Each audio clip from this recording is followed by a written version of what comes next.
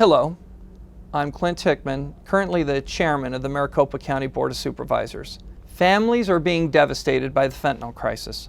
In 2022, Arizona seized more than 28 million fentanyl pills, and that number continues to grow.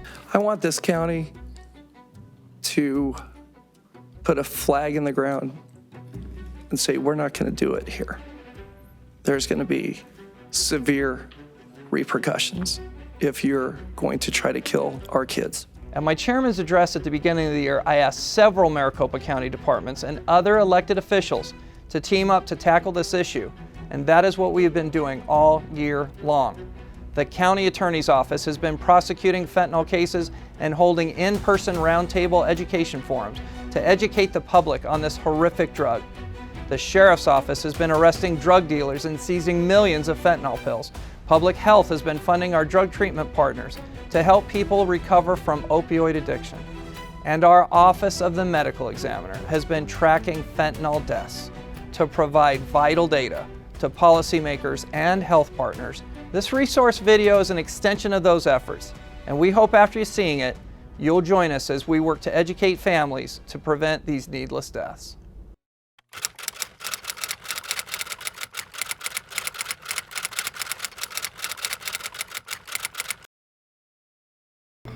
Knocked on his door and said, Ethan, time to get up, and there was no answer. When Sherry Dukes went to wake her son up in the morning, she immediately knew something was wrong. So I said, well, I'm going to come in, knowing my heart was like, something is not right. And I tried to shake him. He didn't move. He was very cold. He was very hard. Sherry called 911, but it was too late.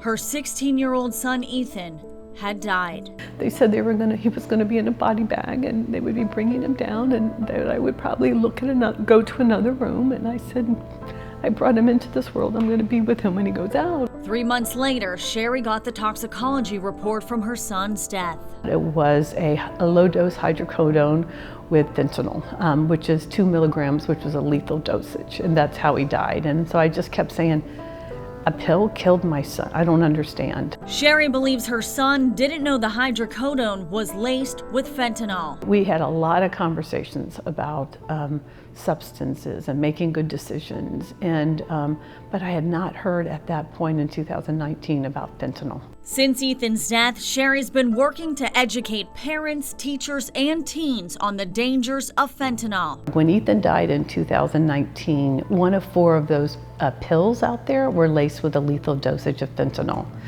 It's a few grains of sugar, that's how much it is. Now, 6 out of 10 of those pills are laced with a deadly dosage. She just retired as a school administrator and is now providing overdose reversal drug Narcan to the students at her former school district. Anything to prevent one more mother from going through the heartbreak that she's experienced. I just remember holding his hands and walking to the medical examiner's van, and all I could think about all the time there is I couldn't look at them putting him in the van. All I could see is all the empty slots. And I kept thinking about, by the end of the day, there's going to be more parents doing this exact same thing, and that makes no sense to me.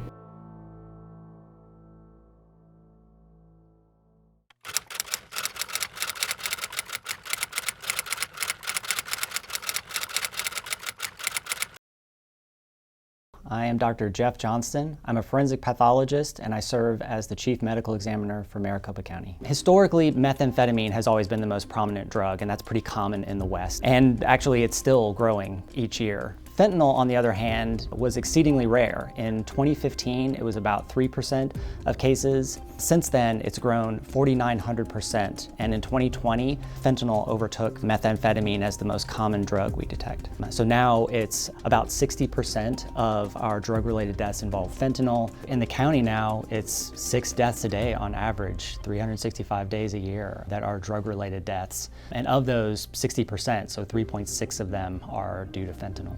So we've been tracking not only how many deaths in the county are due to drugs, but which drugs in particular. By providing this information to our partners at public health, at law enforcement, policymakers, the hope is that we can design interventions to reduce the suffering and death in our community from this.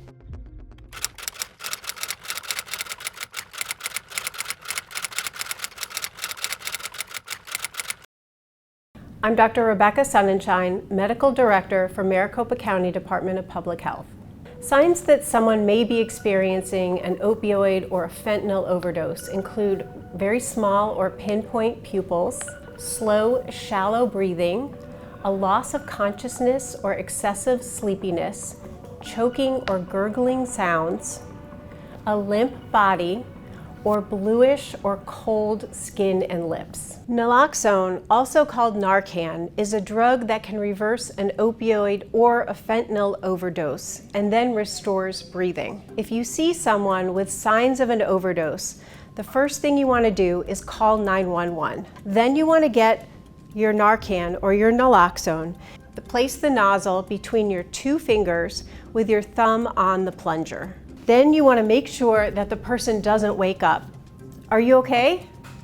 And if they don't wake up, take the nozzle, put it up against their nostril, and push the plunger. Once you do that, you want to roll them into the recovery position.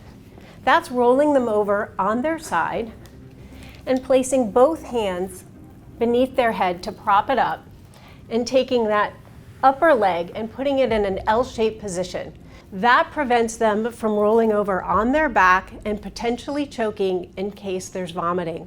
In case they don't wake up after 2 minutes, you want to deliver a second dose of Narcan into their other nostril. Then you want to wait until help arrives.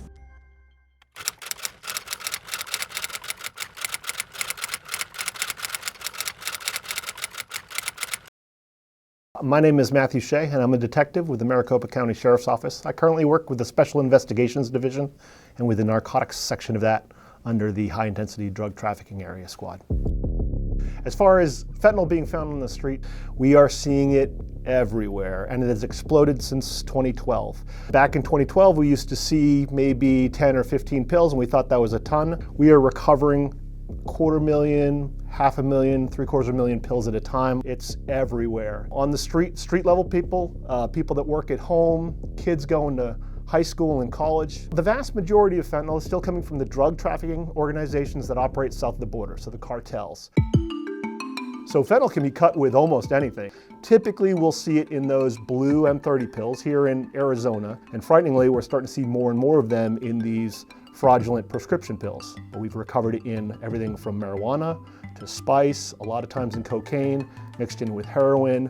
12 grains of sugar is approximately the amount that a normal adult male would pass out or expire from. So the vast majority of the teens we see that are starting to engage in illicit drug use, including fentanyl, are getting that through social media. It's going to be the blue M or the blue M&M emoji is going to be primary, but now they're starting to use blue Smurf, and Golden Trail is another common one. Arizona enacted a Good Samaritan law, and that simply means that if you are suffering from an overdose, you can go and seek medical help and not be concerned that you're going to be prosecuted. If you have encountered somebody that, or were with somebody that's overdosing, even if you are using that illicit drug with them, you can bring them and should bring them to a fire facility. You can call law enforcement, whatever else, and not fear for prosecution.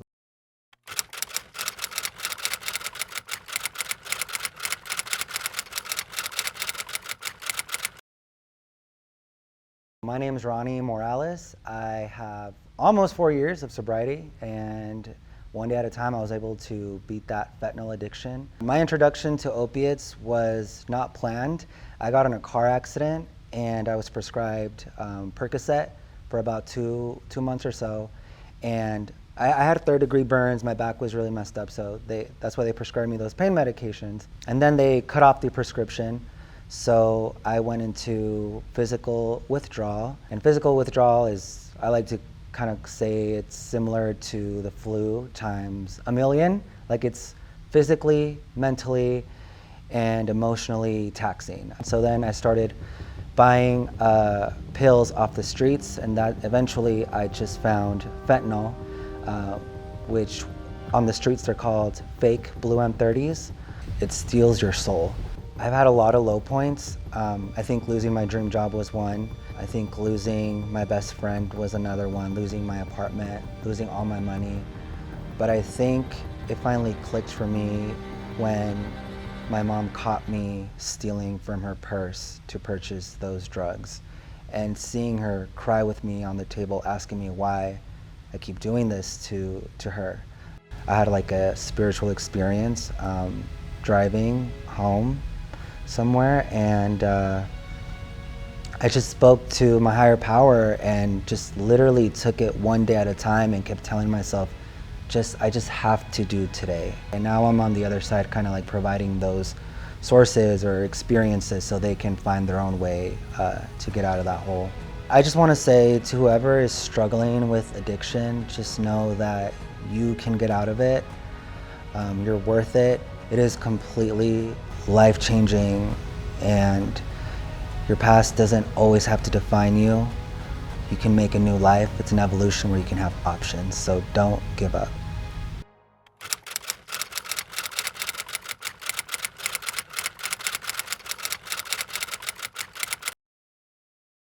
I'm Maricopa County Attorney Rachel Mitchell. As you've learned throughout this video, fentanyl is a national public health crisis, and Maricopa County is on the front lines. All right.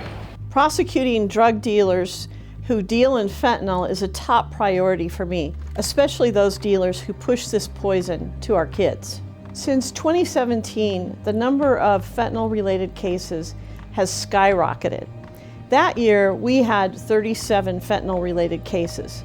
But in 2022, just 5 years later, we handled 6,629 fentanyl-related cases. And this year, 2023, we are on pace to see an even greater number submitted to my office. I want to be very clear.